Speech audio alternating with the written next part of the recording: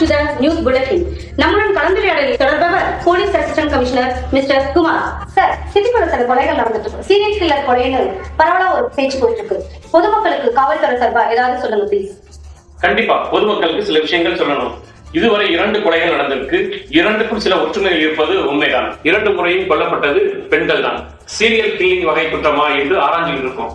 காவல்துறை எங்களுடைய முழு ரிசோர்ஸை யூஸ் பண்ணி குற்றவாளிகளை பிடிக்க ஏற்பாடு பண்ணிட்டு இருக்கோம். அதுல மக்கள் எந்த சந்தேகம் கொள்ள வேண்டாம். இருந்தாலும் மக்கள் அலட்சியமாக இருக்கக்கூடாது, ஜாக்கிரதையாக இருக்கணும். போதிய வெளிச்சம் இல்லாத தனிமையான இடங்களில் எல்லாம் முடிந்தவரை போலீஸ் சர்வேலன்ஸ் போட்டு தான் இருக்கும். அலட்சியம் கூடாது என்பது மக்கள் மனதில் ஆழமா பதிய வச்சுக்கணும். சில காலத்துக்கு கான்சியஸா இருக்கணும். சார் சொன்ன மாதிரி இரவு நேரங்கள்ல தனியா போகாதீங்க, குறிப்பா பெண்கள்.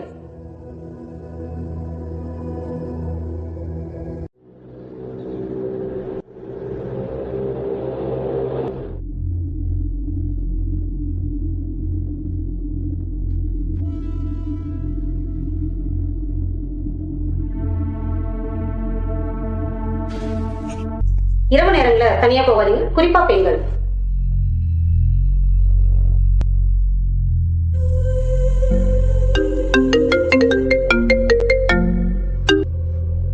ஹலோ, சொல்லுடி. என்னக்கா இன்னும் வீட்டுக்கு வரல? இன்னுமா டியூஷன் முடியல? இன்னும் கொஞ்ச நேரத்துல வீட்டுக்கு வந்துருவேன். வீடு வீடா போய் இப்படி டியூஷன் எடுக்காதன்னு சொன்னா கேக்குறியா?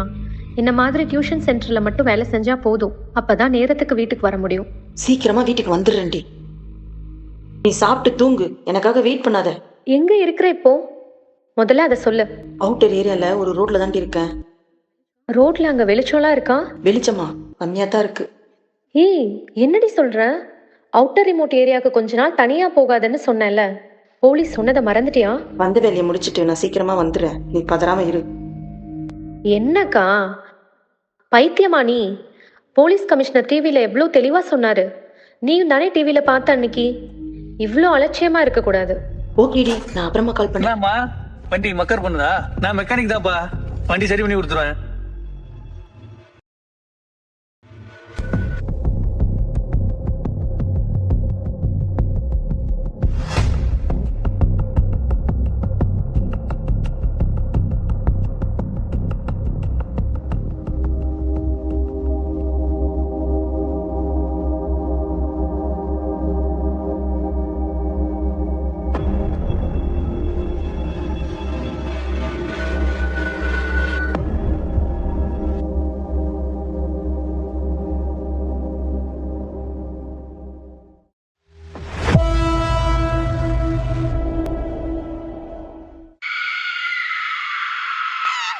எஸ் சார், அந்த மர்டர் ஸ்பாட்டுக்கு தான் போயிட்டு இருக்கேன். அங்க போயிட்டு உங்களுக்கு அப்டேட் பண்றேன் சார்.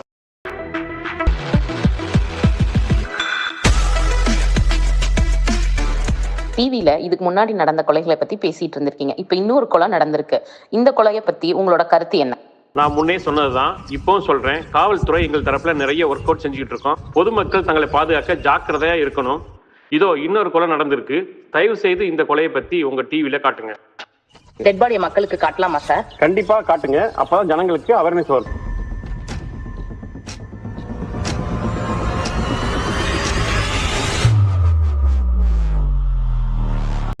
மீண்டும் ஒரு கொலை. கொலையாளிகளை பிடிக்க சென்னை போலீசார் சூளுரை. நிறப்பிரிகை எஃப்எம்மில் நேயர் விருப்பமாக இது.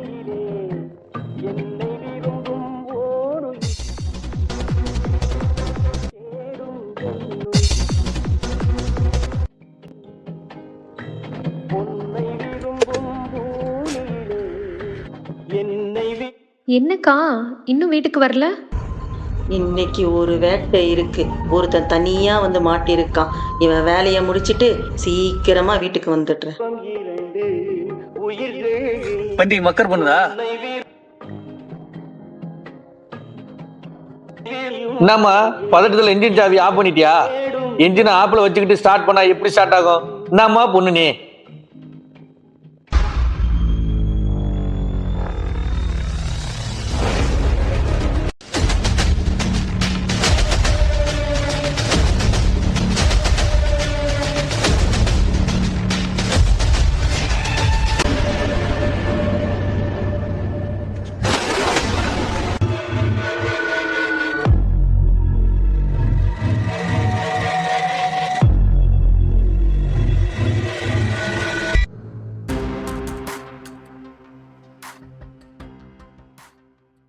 சூர்யா, இந்த கேஸ்ல நானும் இறங்கி வேலை செஞ்சாதான் கேஸை சீக்கிரம் முடிக்க முடியும்.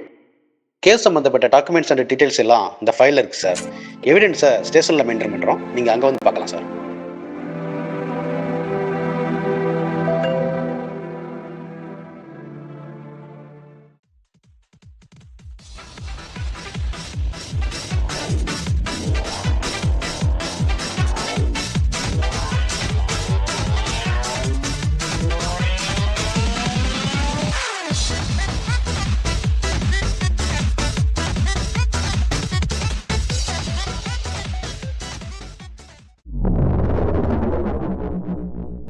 சூர்யா, கொலை நடந்த இடத்துல இருந்து 2 கிலோமீட்டர்ல ஒரு சிசிடிவி இருக்கு.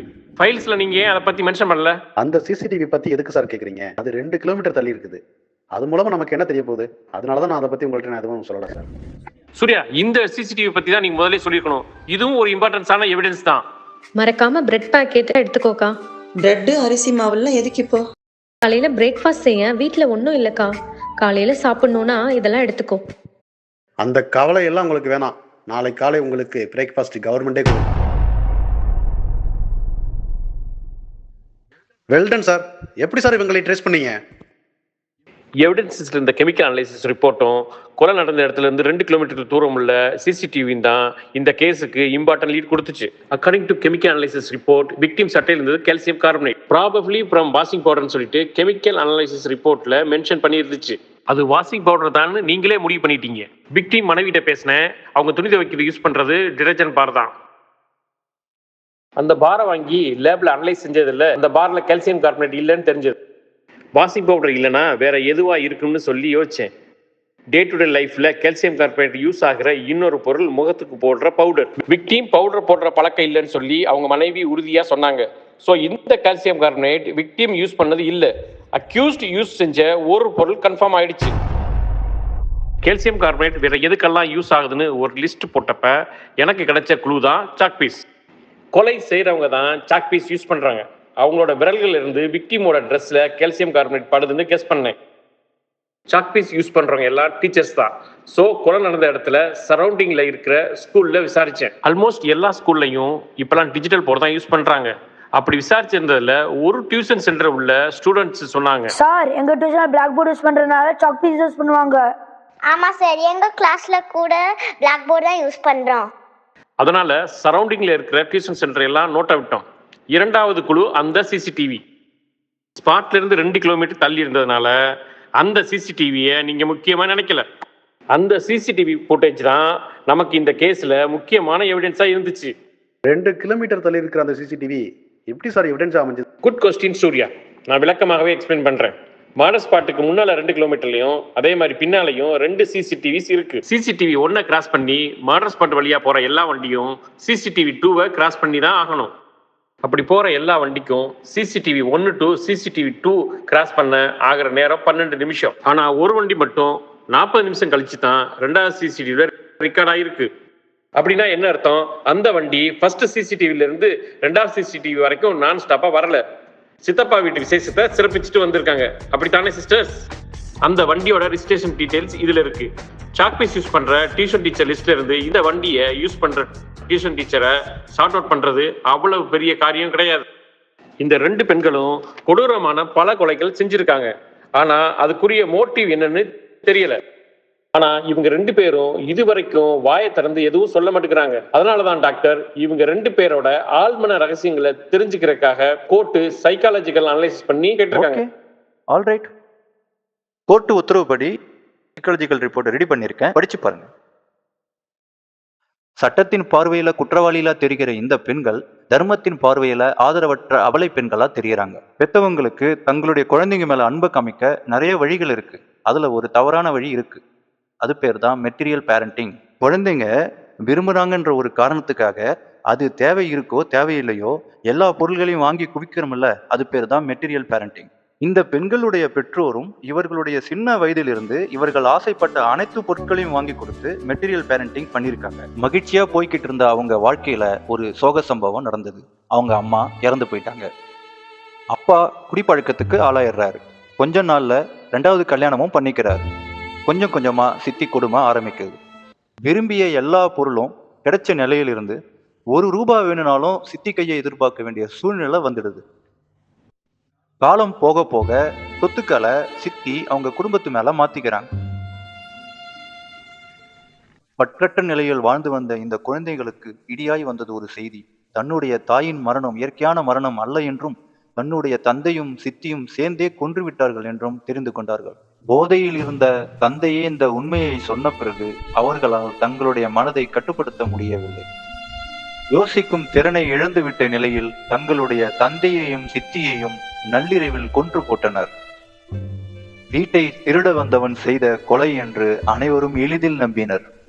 விரும்பிய பொருள் கிடைக்காத அவலத்தை கொலை செய்து தப்பித்த சாகசம் மறக்கடித்தது. குழந்தைங்களுக்கு பெறுதல்ல மட்டும்தான் இன்பம்னு சொல்லி கொடுத்து வளர்க்காம கொடுப்பதில் இன்பம், பகிர்வதில் இன்பம், கற்பதில் இன்பம், கலையில் இன்பம்னு சொல்லி கொடுத்து வளர்க்கணும். மொத்தத்தில் material parenting is a sin.